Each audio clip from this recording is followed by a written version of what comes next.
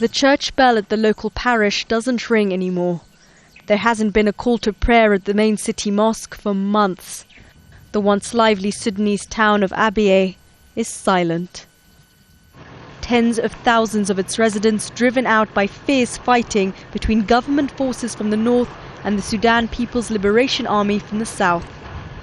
The latest round 2 months ago killed almost 100 people. Around 60,000 fled the town, according to the United Nations.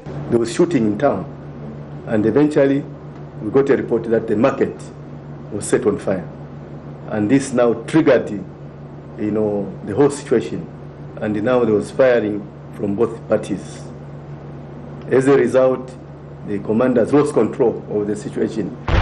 The oil-rich town has been fought over by armies from the north and south of the country for years. After a 2-decade-long war that killed 2 million people, a peace agreement was signed in 2005. But the boundary issue was never resolved and led to outbreaks of violence.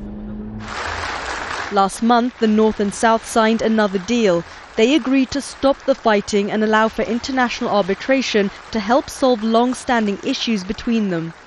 Now, a joint force consisting of soldiers from the north and the south is meant to be taking over security of the region.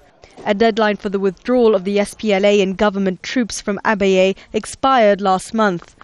Aid agencies say they're doing everything possible to encourage those who fled the town to come back, but they admit the lack of safe drinking water and risk of disease are still high. The United Nations has now declared Abyei to be calm and stable. But that may not be enough to convince the tens of thousands that fled after losing their homes to return to this ghost town. Sherine, Tadros, Al Jazeera.